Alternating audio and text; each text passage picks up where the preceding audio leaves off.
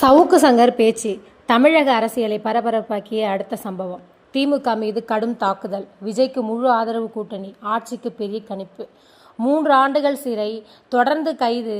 ஆனால் இறுதியில் மக்கள் கொடுத்த தீர்ப்பு. திமுகவை நேரடியாக சாடியாக சவுக்கு சங்கர். முதல்வர் விஜயை பாராட்டிய அதிரடி பேட்டி.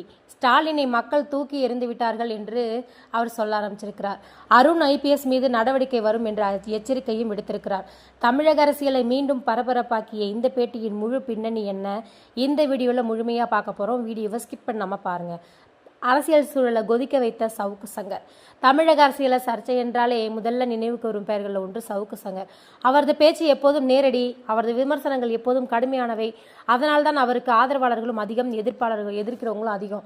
கடந்த திமுக ஆட்சி காலத்தில் மிகவும் கடுமையாக விமர்சனம் செய்தவர் என்ற பெயரை அவர் பெற்றார். அதன் விளைவாக பல முறை கைது செய்யப்பட்டார், சிறை சென்றார், குண்டார் சட்டத்திலும் அடைக்கப்பட்டார். ஆனால் தற்போது வெளியே வந்த பிறகு அவர் அளித்த பேட்டி தமிழக அரசியலை மேலும் பரபரப்பாக்கி இருக்கு. மக்கள் திமுகவை தூக்கி எறிந்து விட்டார்கள். சவுக்கு சங்கர் பேசிய முக்கியமான வரிகள் தற்போது சமூக வலைதளங்களில் வைரலாகி வருது. அவர் என்ன சொல்லியிருக்காருன்னா, நான் சிறைக்கு போன போதெல்லாம் என் உழைப்பு வீணாகிவிடுமோ என்று பயந்தேன். ஆனால் மக்கள் திமுகவை தோற்கடித்து கொளத்தூரில் மு.க. ஸ்டாலினையே தோற்கடித்ததன் மூலம் சரியான தீர்ப்பை வழங்கியிருக்கிறாங்க. இந்த ஒரு வரியே தற்போது அரசியல் வட்டாரத்தில் பெரும் அதிர்வை ஏற்படுத்தியிருக்கு. ஏன்னா இது சாதாரண விமர்சனம் அல்ல. மக்களின் தீர்ப்பை அரசியல் பழிவாங்கலுக்கு எதிரான பதிலாக அவர் விளக்குகிறார். விஜய் சரியாக ஆட்சி நடத்துகிறார். தமிழகத்தின் புதிய முதலமைச்சராக இருக்கும் விஜய் மீது சவுக்கு சங்கர் திறந்த வெளியில் பாராட்டு தெரிவித்திருப்பதும் கவனிக்கத்தக்க விஷயம்.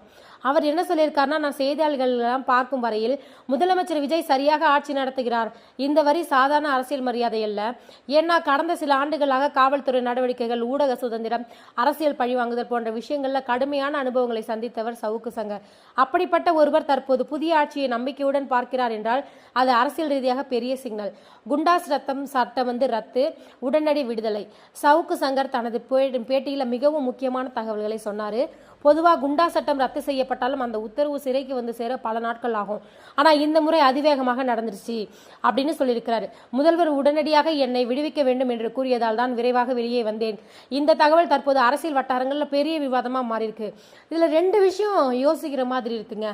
புதிய அரசு அரசியல் கைதிகள் மீது வேறுபட்ட அணுகுமுறையா, ஊடக சுதந்திரத்துக்கு முக்கியத்துவம் கொடுக்கப்படுகிறதா என்பதுதான் அந்த கேள்வி. என் தாய் மரணத்துக்கு யாரு காரணம்? இந்த பேட்டியின் மிகவும் உணர்ச்சிகரமான பகுதி இதுதான்.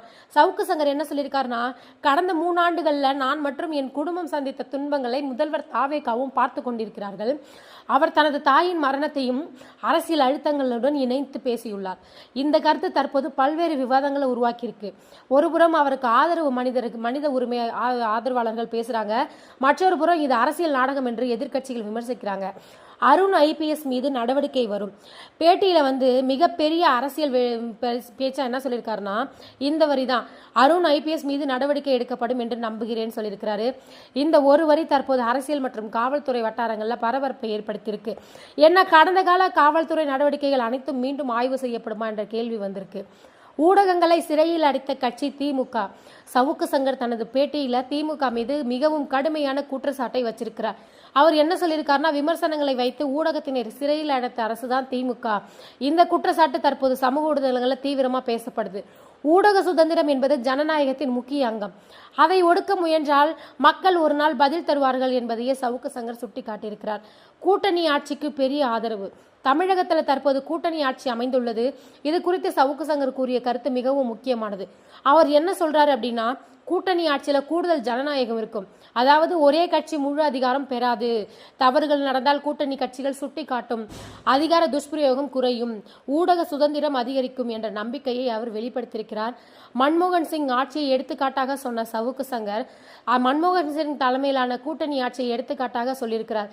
சவுக்கு சங்கர் அவர் குறிப்பிட்ட முக்கிய விஷயங்கள்: தகவல் அறியும் உரிமை சட்டம், 100 நாள் வேலை திட்டம், வறுமை குறைப்பு, பொருளாதார வளர்ச்சி, இவை அனைத்தும் கூட்டணி ஆட்சியின் பலன்கள் என்று அவர் விளக்குகிறார். அதேபோல் தமிழகத்திலும் தற்போதைய கூட்டணி ஆட்சி நல்ல மாற்றங்களை தரும் என்று நம்பிக்கை தெரிவித்திருக்கிறார். இது சாதாரண பேட்டி அல்ல. இந்த பேட்டி ஏன் இவ்வளவு முக்கியம் தெரியுமா?